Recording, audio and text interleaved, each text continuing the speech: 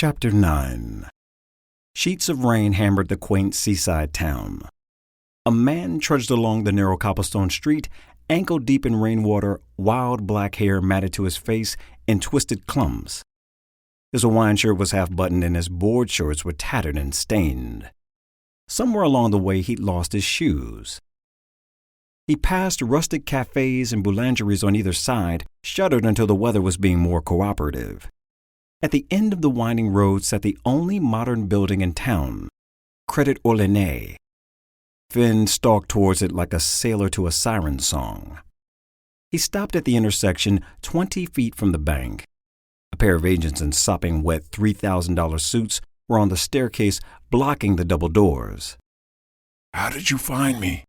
Finn said hoarsely. His eyes were dark, pupils blown. "No one would be foolish enough to take you out to sea in this weather," Malik replied, "even if you paid them a king's ransom." "Who the hell are you?" Colby shouted out.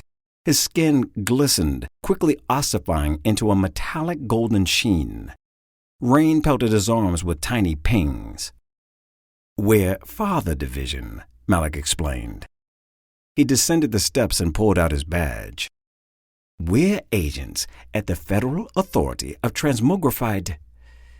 Well, it's a long acronym, but we're the CIA's magical division." Finn laughed under his breath. So the conspiracy sites aren't bullshit after all. He actually sounded a little impressed. "So you're here to arrest me?" Seifert unbuttoned his jacket, but made no move for his holster. Yet. "We were told to bring you in alive," Malik said. "Come peacefully, Colby. We're your best chance at survival." "My best chance?" Finn pitched forward, resting his hands on his knees. "To what? Get dissected?" Seifert joined his partner in the intersection. "We're here to help, pal. This is a one-time offer that expires in 90 seconds. I was doing some landscaping, digging up this huge property outside of New Orleans," Finn said, wincing. His words were labored, like each syllable was a stab in the gut. "I found this old lockbox, and inside was a compass. I needed the cash, so I thought I'd sell it, but as soon as I picked it up, something came over me, and I swallowed it." Seifert's eyes widened. "You ate an artifact." Finn cupped his golden belly with both hands. He'd completed his transformation and now resembled a walking, talking statue. Can you cut it out of me?" He swallowed hard. "Without killing me?" Malik took a cautious step in Finn's direction. "If anyone can help, it's Father Division. It's what we do." "And then what?" "Then we set you free," Seifert said, adding a stiff nod. Finn coughed out a painful laugh. "For a secret agent, you're a really shitty liar." "Look," Malik said, "we can discuss the details on the flight back to America, but we're running out of time." "I didn't mean to kill those people," Finn shouted. He clawed open his shirt and sent the remaining buttons sailing into a drain. "This thing forced me to do it. I'm not spending my life in a cage for something I didn't do. I'd rather die." Malik stood his ground, not daring to venture another step.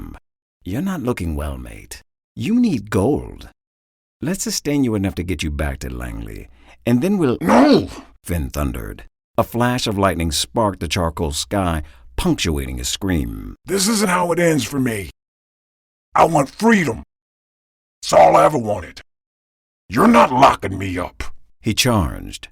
Seifert drew his weapon and opened fire, one perfectly placed shot after another deflecting off Finn's forehead. Malik fired a few rounds of his own, bullets crumpled against golden skin and fell to the cobblestone street. Colby got within punching range and threw a sloppy 1-2 combination. Seifert easily evaded the lumbering gold statue. The agent slipped a third punch and jammed the butt of his Glock into Finn's jaw. It was a whipping backhand that collided like a hammer striking a church bell. Finn retaliated by kicking Seifert in the chest, sending him skidding along the street. He toppled backward over a pair of Vespas parked by the curb. The creature turned to Malik, eyes like pools of molten gold. "You'll never lock me away!" His voice had descended to a deep baritone, low and ominous. His words seemed to echo. "This ride isn't over. It ends when I say, and not a second sooner." Malik took a few steps back. "What is your plan, Colby? An all-you-can-eat currency buffet, killing everyone who steps in your way?" Finn's fingers melted together, solidifying into razor-sharp swords. "It's better than spending the rest of my life as a lab rat." He took a swing that Malik ducked, and a second that caught his shoulder, sending a stream of blood into the air. A third swipe opened up his abdomen. He didn't realize how clean the cut had been until he looked down to see his hands, stained red, holding his own insides. The blade had gone so deep the tip scraped his spine. The world tilted off its axis. Malik collapsed. Somewhere in mid-fall, things had gone dark, or darker and wetter than they had been just moments before. Malik's eyes fluttered open. His face was pressed into a small puddle carved out of the cobblestone, and across the intersection, his partner was stumbling back to his feet. Finn lashed out with his bladed hand, and Seifert ducked. It shattered a car window.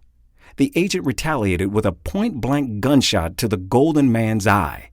It didn't penetrate, but the bullet snapped Colby's head back like a Pez dispenser. The whiplash effect seemed to have caused some concussive damage because Finn dropped to a knee. Seifert emptied his clip into the back of Finn's skull, driving him further towards the ground.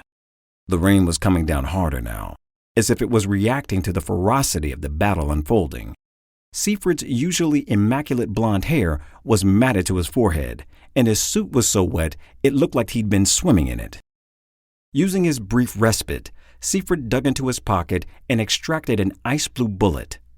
He snapped it into his weapon, cocked the hammer, and just as Finn was clambering to his feet, he fired. It struck his metallic chest, but unlike standard bullets, it didn't bounce off. It burst into a frosty plume of snow.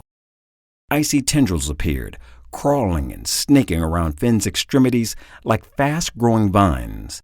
They hissed as they took hold, giving off a thick fog as the summer rain pelted them. Finn charged, but his stride slowed to a crawl. A few steps more, and he was frozen, a golden statue pitched forward in a menacing pose, swords poised to strike. Malik could feel himself healing. His organs were gradually slithering back into place, bones mending, skin stitching itself together. An injury this traumatic would take a few minutes longer than usual, but the process was well underway. He blinked the rainwater from his eyes and saw Seifert standing above him. "Nice work," Malik said weakly. He felt a rivulet of blood trickle down his chin. "That ice bullet was meant for me, wasn't it?" Seifert nodded. "Cho thought it was the only way to hold you. At least long enough to anchor and drop your arrogant ass into the ocean. An effective strategy for disposing of someone indestructible, Malik supposed. Though apparently, a mystical blade forged from gold would have worked just as well. Still splayed on the ground and without the use of his legs, Malik suggested he pull their rented van around so they could chain up Finn and load him inside. Hopefully by then he'd be able to stand and have his intestines stored neatly back where they belonged. He was about to congratulate his partner on a job well done when the same golden blade that had nearly lopped him in half came bursting through Seifert's midsection.